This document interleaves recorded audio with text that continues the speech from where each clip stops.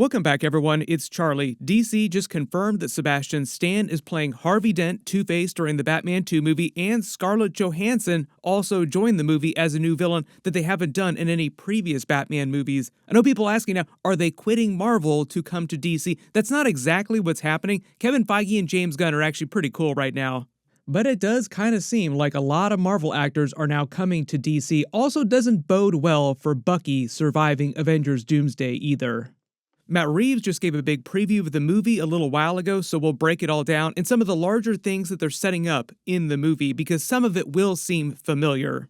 There was also some recent news on James Gunn's DCU Batman because of what he's doing in Superman 2, Man of Tomorrow. We'll also explain that later in the video too, because there is a lot of DC stuff happening this year and next year. So if you're brand new to the channel, be sure to subscribe to get all the videos. This is Matt Reeves talking about the Batman 2 movie.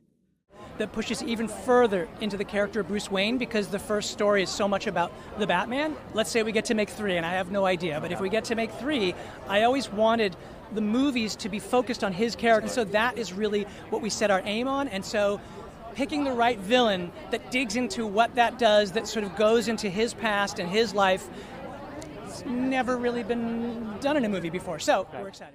What he's actually talking about is that we're going to get way more Bruce Wayne in the movie compared to Batman as we saw in the first movie. Like a lot of Batman movies, as he says, deal mostly with the Batman origin story, then mostly you jump to the villain arcs and you just deal with that dynamic. But he wanted to dig deeper into the mind of Bruce Wayne, so the movie will feature way more Bruce Wayne, and that will mirror Two-Face Harvey Dent's arc in the movie as well too, as he deals with becoming Two-Face probably by the end of the movie. But when he mentions the villain that's never been done before on screen, what he's talking about is Scarlett Johansson's character, who I'll talk about in a second. The whole reason why they announced Sebastian Stan was joining the movie as Harvey Dent in Scarlett Johansson as this surprise villain is because they're about to start filming. They're going to be filming around the same time that James Gunn is filming the Superman 2 Man of Tomorrow movie. So a lot of DC stuff is filming right now.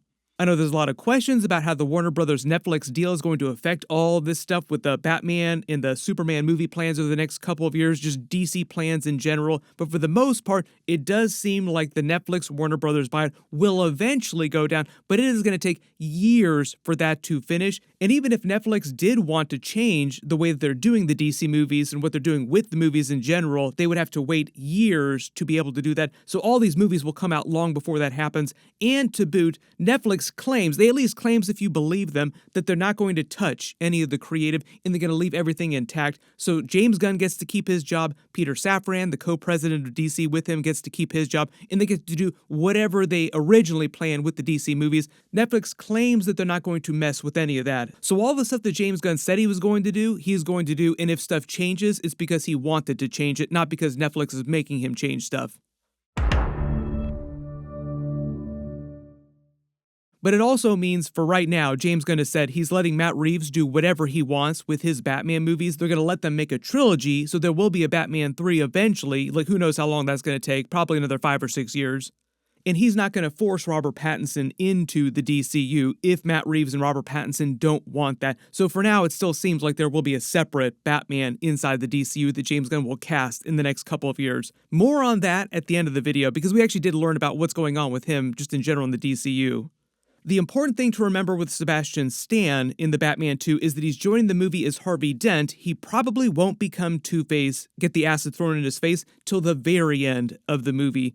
Within the context of Matt Reeves' Batman movie's overarching story, they set up in the first movie, then continued in the Penguin series like this running story. The original district attorney, Gil Colson, was killed by the Riddler because he was corrupt. Harvey Dent is meant to be his replacement, so that's where he enters the story. So Harvey Dent starts the Batman 2 working for Gotham City, trying to prosecute the larger criminals, the mob. For the most part, in Matt Reeves' Batman universe, the mob is still like the real big villain. We have the Riddler, we have the Joker. The Joker is also supposed to come back in the movie too, but largely it hasn't turned into like full-blown comic book Batman situation yet with like crazy supervillains all over the place.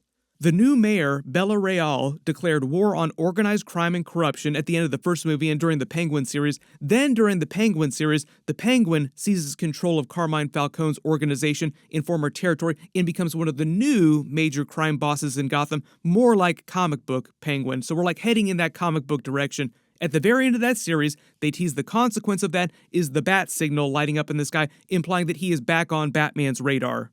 Colin Farrell said that he was only in the Batman 2 movie a little. He's not a main character like he was during the first movie, but because we know that they're going to do the Harvey Dent Two-Face transformation by the end of the movie, what they can do is have Bella Real sick Harvey Dent on Penguin as district attorney to try and take him down and dismantle organized crime in the city like you would normally expect the district attorney to do. And because we know that the Penguin has an absolutely wild temper, gets really violent and unpredictable when he's backed into a corner, they can just have the Penguin be the one to throw the acid in Harvey Dent's face. So when the Batman 3 movie picks up, Sebastian Stan has been Two-Face for a little while already. Tim Burton, Batman, and Batman Returns. Those were big movies for me as a kid growing up. I was obsessed with Batman Returns in particular. I actually really like Batman Forever as well. I was obsessed with Jim Carrey, so the Riddler.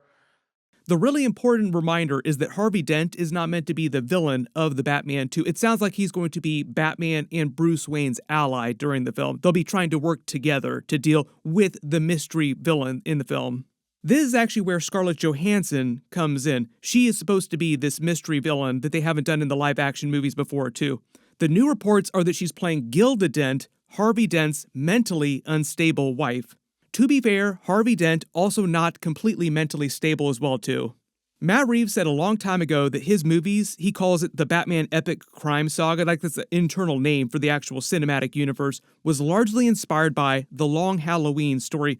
During The Long Halloween, before Harvey Dent becomes Two-Face and turns evil, there's a series of murders in Gotham perpetrated by someone called the Holiday Killer. It's later revealed that Gilda Dent, his wife, was the Holiday Killer, and he never knew when it was happening. He only finds out later.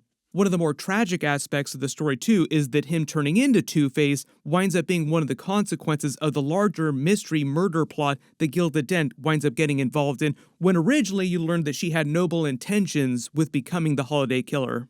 Very twisted, mentally unstable ideas, but she had noble intentions. Batman learns the whole reason why she started the holiday murders was because she thought that if Harvey Dent, her husband, wasn't so busy trying to deal with the mob, organized crime, Carmine Falcone, like the larger problems of Gotham, then they would have time to start a normal family together and have a baby. So she thought that her actions would lead to the downfall of Carmine Falcone and the downfall of organized crime in the city. But ultimately, it just winds up making things way worse. So this is why Scarlett Johansson will be the actual surprise villain of the movie, but a tragic villain. Not like a typical comic book villain like you would expect. If you read The Long Halloween, you kind of understand the vibes behind Gilda Dent. They actually did an animated Long Halloween movie adaptation in 2 parts a while ago. It was 2 movies. Jensen Ackles played Batman. So if you want to see Jensen Ackles as Batman, this is probably the closest we'll get. He was actually going to play Arrowverse Batman for a little while back in the day. Stephen Amell said that they tried to make it happen for a long time, but this was during the era where DC was really hardcore about not letting Batman be in live action on TV, and they only made a brief exception for the Gotham TV show where they gave it the Smallville ending, where like at the end of Smallville, they put Tom Welling in the Superman suit finally, but only at the very end of the finale, and they did the same thing for Batman in the Gotham series. Making the obligatory 6 Degrees of Separation supernatural connection to Misha Collins also played live-action Two-Face during the Gotham Knights TV show. They're going to have their supernatural reunion during The Boys Season 5. Jensen Ackles, Jared Padalecki, and Misha Collins, but that's a completely separate thing. I'll do separate videos about that. He was supposed to be a recurring character, but they saw his performance. And that was it. Just one and done. There have recently been reports that Matt Reeves is also introducing the Court of Owls in the Batman 2 and will use both the Bruce Wayne story because his ancestors who helped found Gotham City were also founding members of the Court of Owls, and Harvey Dent's abusive father, who was a politician, is also connected to the Court of Owls. Harvey Dent himself was never a member of the Court of Owls. But I think part of the idea is that they're going to use his alcoholic, abusive politician father to show some of Harvey Dent's backstory and why he's so mentally unstable and what causes him to turn into Two-Face, in addition to getting acid thrown in his face. Like, it wasn't just getting acid thrown in his face that made him turn into Two-Face. He was already mentally unstable. So you see how Harvey Dent's traumatic childhood, his upbringing, informed his transition to Two-Face, and how that parallels Batman's traumatic childhood with his transition to Batman. Like, both of them had very traumatic childhoods, and it just drives them to different places, where Batman never quite crosses the line. Like, Bruce Wayne turns into Batman, but he almost but never quite crosses the line. And Harvey Dent isn't ultimately able to overcome his trauma, and that does cause him to cross the line and become a full-blown villain. Sebastian Stan has a history of playing mentally unstable characters who are pushed over the line with identity issues. Addressing the Avengers Doomsday-size elephant in the room, this does not bode well for Winter Soldier during the events of Avengers Doomsday. Scarlett Johansson also supposed to return in either Doomsday or Avengers Secret Wars for some kind of role, some alternate version of Natasha Black Widow. They're bringing back all the classic Avengers actors in different ways. The really big DCU Batman report recently is that he's supposed to get mentioned in a much bigger way during the Man of Tomorrow movie, because James Gunn is using that movie to roll in even more bigger characters, like Wonder Woman is supposed to make an appearance in the movie. But Batman is not supposed to appear on screen in a DCU movie until Batman Brave and the Bold, so he's only going to get mentioned during Man of Tomorrow. The movie seems like it's not going to come out till 2028, 2029. That is the Batman Brave and the Bold movie, so it's going to be a while before we actually see him in live action. Everybody post all your reactions in the comments below, and let me know what you wanted to do with Sebastian Stan's Harvey Dent and Two-Face character during the Batman 2 and the Batman 3 movie. The really big stuff right now, 2026, is the Supergirl movie setting up the Man of Tomorrow. That's a Clayface movie come out later this year, but it's a prequel set in the DCU. We'll see which other characters pop up in that. But the Lanterns episodes are also coming later this year. That seems like it's going to be pretty fire, so big Green Lantern HBO series coming pretty soon. I've already done a trailer video for that. Click here for that video, and click here for my Man of Tomorrow first look video. Thank you so much for watching, and I'll see you guys in the next one.